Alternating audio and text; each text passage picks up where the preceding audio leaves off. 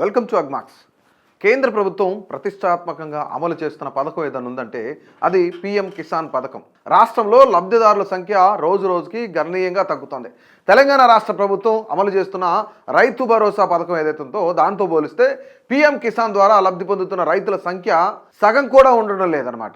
ప్రతి పంట సీజన్లో రాష్ట్ర ప్రభుత్వం దాదాపుగా 69 లక్షల మంది రైతులకు పెట్టుబడి సాయం అందిస్తుంటే ఇంతమందికి పెట్టుబడి సాయం అందిస్తుంది ప్రభుత్వం. అయితే ఇక్కడ రైతులకు పెట్టుబడి సాయం అందిస్తుంటే కేంద్ర ప్రభుత్వం మాత్రం కేవలం 31.19 లక్షల మందికే పీఎం కిసాన్ పథకం అనేది వస్తుందన్నమాట.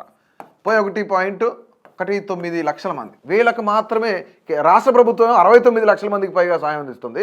కేంద్ర ప్రభుత్వం మాత్రం 31.19 లక్షల మందికి మాత్రమే ఈ యొక్క సాయాన్ని అందిస్తోంది. ముఖ్యంగా ఇక్కడ వీళ్ళని పరిమితం చేస్తూ ఉంది కేంద్ర ప్రభుత్వం. పథకం ప్రారంభమై 7 ఏళ్లు గడిచినా సరే 2019 ఫిబ్రవరి 1న కట్ ఆఫ్ తేదీని మార్చకపోవడం వల్ల ఇప్పుడు 2019 చూసుకుంటే ఫిబ్రవరి 1న ఈ కట్ ఆఫ్ తేదీ ఏదైతే ఉందో దీన్ని మార్చకపోవడం వల్ల కొత్తగా పట్టాదారు పాస్ పుస్తకాలు పొందిన లక్షలాది మంది రైతులు ఈ పథకానికి అర్హత అనేది కోల్పోతా ఉన్నారు. ప్రస్తుతం కేవలం వారసత్వంగా భూమి పొందిన వారికే కొత్తగా దరఖాస్తు అవకాశం ఇవ్వడం పైన రైతుల్లో కొంతమేర అసంతృప్తి అనేది పెరిగిపోయింది. రాష్ట్రంలో పీఎం కిసాన్ లబ్ధిదారుల సంఖ్య తొలుత పెరిగినా సరే అంటే ఈ పథకం ఏదైతే 2019కి సంబంధించి వీళ్ళు స్టార్ట్ చేశారు అప్పుడు క్రమంగా పెరుగుతూ వచ్చింది. ఆ తర్వాత క్రమంగా తగ్గుతూ వస్తూ ఉంది. 2018-19లో తొలి విడతలో మనం చూసుకుంటే ఇక్కడ 2018-19 ఈ మధ్యకాలంలో తొలి విడత ఇది. సో తొలి విడతలో చూసుకుంటే 26.61 లక్షల మంది ఉన్నారన్నమాట. 26.61 లక్షల మంది ఉంటే 2019 ఇది రెండో విడత అనుకోవచ్చు. 2019-20కి మధ్యకాలంలో ఒకసారి చూద్దాం. రెండో విడత ఇది 2019-2020 మధ్య ఇది సెకండ్ ఫేజ్ అనుకుందాం. సెకండ్ విడతలో 34.34 లక్షలు ఉన్నారన్నమాట. 34.34 లక్షల మంది ఉన్నారు. రైట్ అంటే ఇక్కడ మొదటి విడతేమో 26.61 మంది ఉంటే సెకండ్ ఫేజ్కి వచ్చేసరికి 34,34,000 మంది. అయితే 7వ విడతలో మనం చూస్తే సెవెంత్ ఫేజ్లో చూసుకుంటే అత్యధికంగా 37.49 లక్షల మంది రైతులు 37.49 లక్షల మందికి ఈ యొక్క పీఎం కిసాన్ నిధులు అనేవి ఇచ్చారనమాట. లబ్ధి పొందారు రైతులు కూడా. అయితే 9వ విడత నుంచి లబ్ధిదారుల సంఖ్య క్రమంగా తగ్గడం మొదలైంది. గత ఏడాది అంటే 19వ విడతలో కేవలం 31.19 లక్షలు. ఇక్కడ ముఖ్యంగా చూస్తే 19వ విడత ఇది 19th ఫేజ్ అనుకోండి. ఈ 19th ఫేజ్లో 31.19 లక్షల మందికి మాత్రం ఇచ్చారు. రైట్ ఇంతమందికే పరిమితం అవుతుంది. పథకాన్ని వర్తించింది అని చెప్పేసి గవర్నమెంట్ దఫాలుగా ఇప్పుడు మొదటి దఫా చూసుకుంటే ఇక్కడ మొదటి విడతలో 2018-19 కాలంలో 26.61 లక్షల మందికి ఇస్తే రెండో ఫేజ్లో 2019 నుంచి 20 మధ్య రెండో విడతలో ఇక్కడ చూసుకుంటే 34.34 లక్షలు. అంటే 7వ విడతలో అత్యధికంగా 37,49,000 మందికి ఇస్తే అది 19వ విడతకు వచ్చేవాడికి 31.19 లక్షలు అయ్యారనమాట. ఈ పథకం వర్తిస్తుందని చెప్పారు. కొత్త నిబంధనల కారణంగా వచ్చే 20వ విడత నాటికి 80,000 మంది రైతులు పీఎం కిసాన్ నుంచి బయటకు వెళ్తున్నారు. అంటే అక్షరాల 80,000 మంది రైతులు 20వ విడతలో 80,000 మందిని మరొక 80,000 మందిని తీసేసే అవకాశం ఉన్నట్టు కనిపిస్తుంది.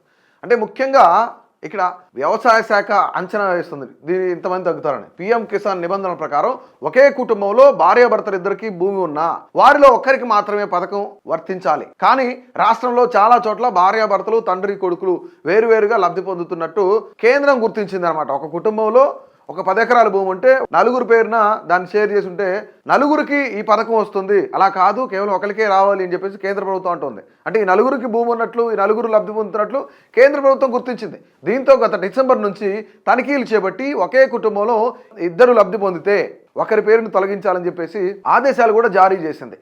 ఈ ప్రక్రియ తుది దశకు చేరుకోవడంతో లబ్ధిదారుల సంఖ్య మరింత తగ్గే అవకాశం ఉంది. ఆర్థిక పరంగా చూస్తే రాష్ట్ర ప్రభుత్వం ఎకరాన్ని యూనిట్గా తీసుకొని ప్రతి అర్హుడైన రైతులకు సాయం అందిస్తుంటే కేంద్ర ప్రభుత్వం మాత్రం రైతు కుటుంబంను యూనిట్గా తీసుకొని ఏడాదికి 6,000 ఇస్తుంది. ఒక కుటుంబాన్ని యూనిట్గా తీసుకుంటుంది. ఇక్కడ కేవలం ఎంత ఇస్తుంది? ఇప్పుడు కేంద్ర ప్రభుత్వం 6,000 రూపాయలు మాత్రమే అందిస్తూ ఉందంట. సో ఇది రైతులకి కొంత నష్టం చేకూరుతుంది అని చెప్పేసి రైతులు ఆపోతున్నారు. రాష్ట్రంలో రైతు భరోసా కింద ప్రతి పంట సీజన్కు సుమారుగా 7,000 రూపాయలు ఎవరిస్తున్నారు? రాష్ట్ర ప్రభుత్వం ఇస్తోంది. కేవలం 6,000 రూపాయలు మాత్రమే ఇది సెంట్రల్ గవర్నమెంట్ ఇచ్చేది. రైట్ సెంట్రల్ గవర్నమెంట్ ఇస్తుంది రైతులకు. సో ఇక్కడ రాష్ట్రంలో రైతు భరోసా కింద ప్రతి పంట సీజన్కు సుమారుగా 7,000 కోట్ల రూపాయలు అంటే 69 లక్షల మంది రైతులకు జమ అవుతుంటే ఇక్కడ ముఖ్యంగా 7,000 కోట్లు రాష్ట్ర ప్రభుత్వం నుంచి 69 లక్షల మందికి 69 లక్షల మందికి జమ అవుతుంది అనమాట. 7,000 కోట్ల రూపాయలు ప్రతి సంవత్సరం అవుతుంది. కేంద్రం పీఎం కిసాన్ ద్వారా ప్రతి విడతలో అందించే మొత్తం ఎంతో తెలుసా? 750 కోట్ల రూపాయలు మాత్రమే. 750 కోట్లు కూడా దాటలేదనేది ఇక్కడ జరుగుతున్న చర్చ. ఇక పీఎం కిసాన్ ప్రారంభమైనప్పటి నుంచి ఇప్పటి వరకు రాష్ట్ర రైతులకు మొత్తం 12,785 కోట్ల రూపాయలు మాత్రమే అంట.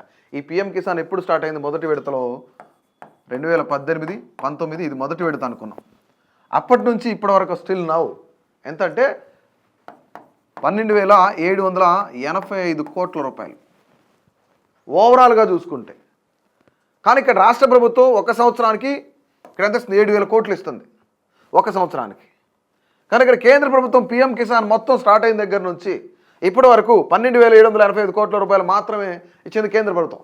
ఇకపై కేంద్ర ప్రభుత్వ పథకాలు పొందాలంటే రైతులందరికీ కూడా ఆధార్ తరహాలో ఒక 11 అంకెల విశిష్ట రైతు గుర్తింపు కార్డు అంటారు. దీన్ని ఫార్మర్ కార్డు అంటారు. సో ఈ ఫార్మర్ కార్డు ఏదైతే ఉందో ఈ ఫార్మర్ కార్డుకి 11 అంకెలు ఉంటాయి. ఆధార్ కార్డు లాగానే ఇది కూడా ఫార్మర్ ఐడి అనమాట. ఈ ఐడి అనేది తప్పనిసరి అని చెప్పేసి కేంద్ర ప్రభుత్వం స్పష్టం చేసింది. ఈ ఐడి రిజిస్ట్రేషన్ చేయించుకునే వారికి కేంద్ర పథకాలు నిలిచిపోతాయని చెప్పడంతో గత 6 నెలలుగా రైతులు ఫార్మర్ రిజిస్ట్రేషన్ కోసం తీవ్ర ఇబ్బందులు పడుతున్నారు. అంటే మొదట డిసెంబర్ వరకు స్థానిక వ్యవసాయ అధికారులు రైతులు ఆధార్ భూమి వివరాలతో దరఖాస్తులు స్వీకరించారన్నమాట, తీసుకున్నారు. అయితే ఇప్పటి వరకు సుమారుగా 70% మంది రైతులు తమ వివరాలు నమోదు చేశారు. ఎంత ఇప్పటివరకు ఓవరాల్గా చూస్తే 70% మంది రైతులు మాత్రమే వాళ్ళ వివరాలు రిజిస్ట్రేషన్ చేయించుకున్నారు. మరి మిగిలిన 30% మంది రైతుల పరిస్థితి ఏంటి అంటే ఇంకా వాళ్ళు దాని గురించి సర్చ్ చేస్తూనే ఉన్నారు, రిజిస్ట్రేషన్ చేయించుకోవాలని ఇబ్బందులు పడుతూ ఉన్నారు. మీ సేవా కేంద్రాల ద్వారా దరఖాస్తు సౌకర్యం కల్పించిన నమోదు వేగం పెరగడం లేదు. అంటే నమోదు చేసుకునే స్పీడ్ అనేది పెరగట్లేదు. రైతులు అడ్రస్ పాస్ పుస్తకంలో ఉన్న అడ్రస్ వేరువేరుగా ఉంటుంది. అంటే వాళ్ళు ఉండే అడ్రస్ కానీ లేదంటే పాస్ పుస్తకంలో ఉండే అడ్రస్ కానీ వేరువేరుగా ఉండడంతో ఆలస్యం జరుగుతుందని.